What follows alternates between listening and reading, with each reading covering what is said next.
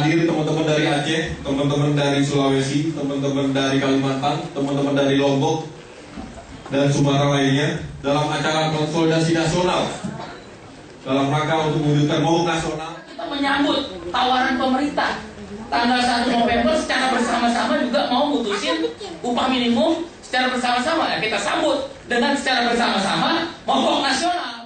Dan sekarang kawan-kawan sudah menunjukkan hanya dalam waktu 2 minggu hampir seluruh provinsi kumpul di sini. Ini menunjukkan bahwa kemenangan upah layak tinggal tunggu waktu.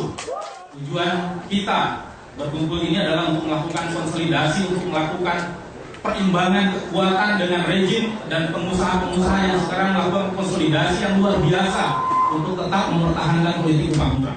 Buktinya hari ini jauh lebih besar, 50 federasi dengan ratusan federasi di setiap daerah hadir di sini. Saya menyampaikan apa yang membuat kita bisa datang dengan sukarela ke sini. Apa yang membuat kita bisa hadir bersatu bersama berbagai macam organisasi ada di sini. Satu nasib yang menyatukan kita pada hari ini kita bisa menyatakan teman-teman guru daerah bahwa teman-teman di nasional bisa melakukan itu dan harus melakukan itu. Hidup guru! Yo lawan hidup buruh, ayo bergerak majulah buruh, langkahkan kakimu jangan hentikan, teruslah berjuang rapatkan barisan, ayo lawan hidup buruh, ayo bergerak majulah buruh, langkahkan. Kita hanya lebih tinggi dari Kamboja dan Vietnam. Teruslah berjuang. Yang Kamboja dan Vietnam baru merdeka 10 sampai 15 tahun yang lalu. Ini fakta-fakta lagi. Coba. Pemerintah udah mau buka 20 kawasan industri. Gak mungkin mau lari. Emang kondisi sama jin sama setan. Satu kawasan industri itu yang dibuka itu mahal. Gak mungkin investor untuk menanam saham rugi. Gak mungkin. Indonesia 250 juta penduduknya yang merupakan pasar bagi kapitalisme. Indonesia mempunyai kekayaan alam yang begitu melimpah yang menjadi bahan baku bagi kapitalisme. Semua ada di Indonesia. Tidak mungkin mereka akan kabur. Tidak mungkin mereka akan meninggalkan Indonesia karena semuanya ada di Indonesia. Media yang dikuasai oleh pemilik-pemilik modal dikemas untuk menakut-nakuti buruh bahwa buruh tidak usah dilakukan tinggi-tinggi. Ini artinya adalah pembodohan terhadap kita kaum buruh. Kita akan terus diperas kalau kita tidak bergerak.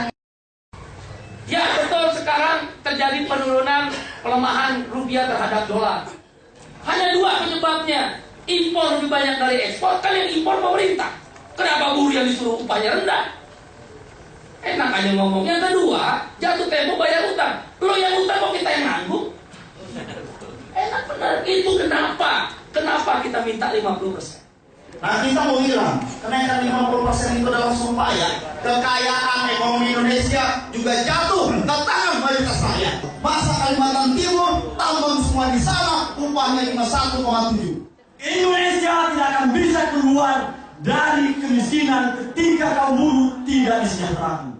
100% pun kita menuntut upah, perusahaan masih akan sanggup.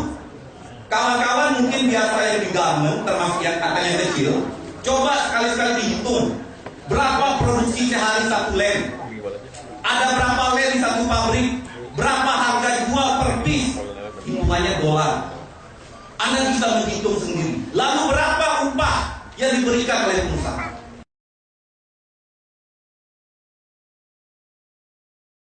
Kamu gak boleh atur-atur hak konstitusi kita. Gak boleh atur-atur perut kita. Kalau kamu mampu hidup 2,2 juta, baru kita terima. Lalu aja gak mampu 2,2 juta, ngapain itu?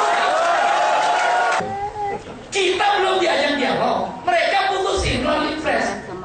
Terus kita teriak, jangan begitu. Kita yang dibilang tukang nuntut dan radikal. Akal sehat apa yang dipakai? Ngakal ya. Nah karena mereka bilang kita tukang nuntut, sekalian kita bikin itu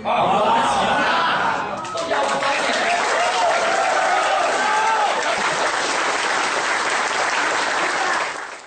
Persoalan selama ini, kenapa upahnya selalu kecil? Kenapa setiap kali buruh menuntut upah dihadapkan dengan represif? Kenapa setiap kali buruh berjuang selalu dipecah belah, diadu domba di antara sama kita? Untuk apa kita sekarang bertemu? Untuk apa kita melakukan gerakan persatuan? Yang utama adalah untuk menghancurkan sistem skema politik upah murah. Yang paling penting, faktor kenaikan upah itu bukan berapa banyak kita mengeluarkan data-data, berapa tinggi sebuah inflasi, kemampuan atau yang lain-lain, tapi selalu di wilayah yang gerakannya masif dipastikan upah itu akan naik tinggi. Teman-teman Batam 3-4 tahun yang lalu itu orang-orang yang sangat luar biasa serius. Dia hebat dalam informasi dan teknologi, tapi selalu ketika argumentasi dalam bentuk data disampaikan oleh teman-teman Batam, hasilnya naik tidak akan signifikan. Berbeda ketika 2 tahun yang lalu teman-teman Batam melakukan aksi luar biasa, hasilnya sekarang tidak begitu jauh dengan teman-teman yang ada di Jabodetabek ini.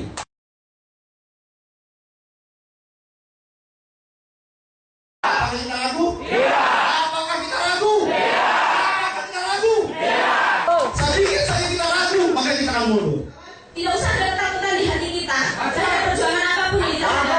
Kami hadir di sini untuk menyampaikan kepada kawan-kawan bahwa kita buruh garmen adalah bagian dari perjuangan kawan-kawan semua. Mogok nasional, pemogokan umum, hanya itulah cara yang bisa kita lakukan. DKI Jakarta bukan karena kehebatan Jokowi. Kalau Jokowi hebat, tentu Solo upahnya tidak di bawah 1 juta. Fakta menyatakan sampai dengan hari ini upah Solo kisaran tidak sampai dengan 1 juta. Jokowi bergerak karena gerakan kita semua.